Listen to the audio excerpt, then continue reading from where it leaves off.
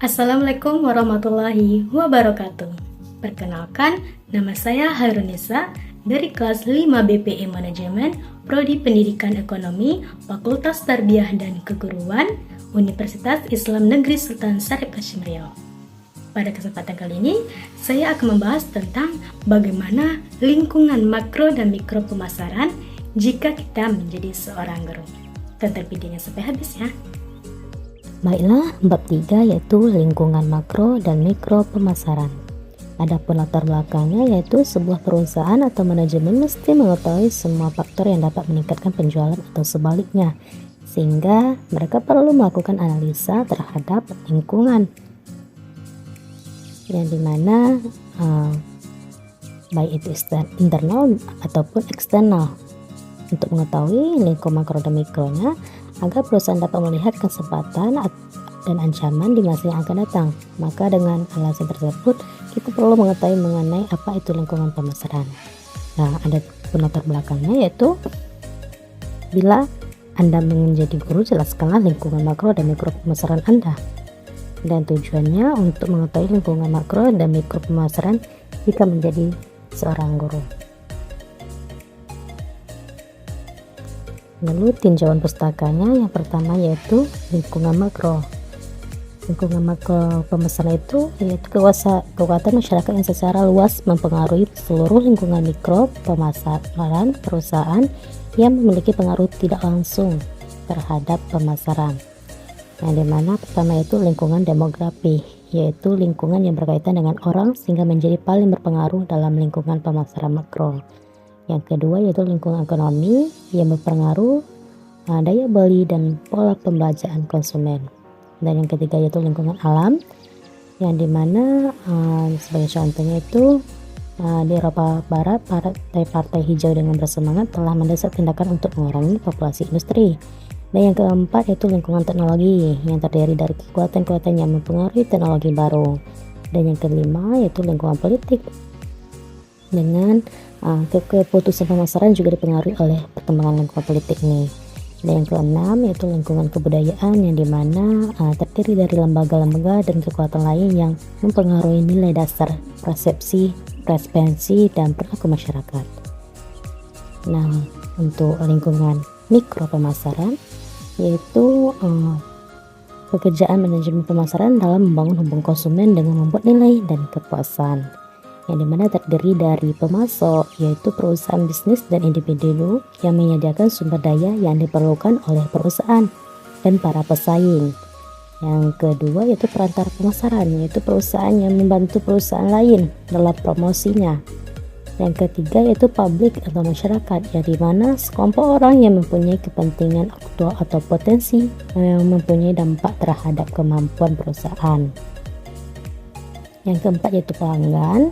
Suatu perusahaan mengaitkan dirinya dengan beberapa pemasok dan perantara sehingga ia mendapat pemasok secara efisien produk-produk dan jasanya kepada pasar sasarannya.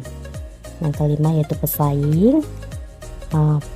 Perusahaan bersaing dengan sejumlah pesaing yang dimana harus diidentifikasi, dimonitor, dan disiasati untuk memperoleh dan mempertahankan loyalitas pelanggan. Nah, lanjut ke pembahasan yang dimana jika sebagai guru, tentu lingkungan makro yang pertama itu demografinya, yang dimana lingkungan demografinya itu adalah SMA, karena calon guru ekonomi itu hanya ada di guru ekonomi itu hanya ada di SMA yang berusia sekitaran 15-17 tahun. Yang kedua yaitu lingkungan ekonomi yang dimana memilih sekolah SMA negeri. Yang ketiga lingkungan alam yang dimana memilih dengan kondisi alamnya yang mudah dijangkau dan tidak mudah kebanjiran. Nah, yang keempat yaitu teknologinya, yang dimana pada zaman sekarang ini harus memanfaatkan teknologi, baik itu jika mengajar dalam menggunakan Infocus misalnya. Dan yang kelima yaitu lingkungan politik, yang dimana guru dalam mengajar atau memasarkan jasanya harus sesuai dengan undang-undang yang berlaku dan juga patuh terhadap peraturan pemerintah mengenai pendidikan. Yang keenam yaitu kebudayaannya, misalnya dengan memberikan penerapan budaya positif di lingkungan sekolah. Nah, yang kedua itu lingkungan mikro pemasaran, yang dimana pemasoknya yaitu dipanggil guru menyediakan bahan ajar yang diberikan kepada siswa. Yang kedua yaitu perantara pemasaran di dalam guru, seperti guru menggunakan beberapa media pembelajaran yang dijadikan sebagai perantara untuk mengajar. Yang ketiga yaitu publik masyarakat seorang guru, contohnya itu guru tersebut sanggup berkomunikasi dengan warga sekolah. Yang keempat yaitu pelanggan, contohnya guru berupaya dengan segala daya untuk mencapai efektivitas pembelajaran dengan memberi kapasitas yang ada di dalam kelas dengan sebaiknya. Dan yang kelima yaitu pesaing, yang dimana guru meningkatkan mutunya, semangat dan keterampilannya. Lalu ada kesimpulannya yang pertama yaitu lingkungan makro adalah kekuatan sosial secara luas mempengaruhi seluruh lingkungan mikro pemasaran perusahaan yang memiliki pengaruh tidak langsung terhadap pemasaran. Dengan lingkungan mikro adalah tugas manajemen pemasaran dalam membangun hubungan pelanggan dengan menciptakan nilai dan kepuasan. Beberapa lingkungan mikro adalah pemasok, perantara pemasaran, publik atau masyarakat, pelanggan, dan pesaing. Kemudian sarannya itu sebagai mahasiswa yang menjadi calon guru, kita dapat meneliti atau melihat bagaimana lingkungan makro dan mikro pemasarannya dalam produk jasa guru sehingga siap menghadapi tantangan yang akan terjadi di masa yang akan datang.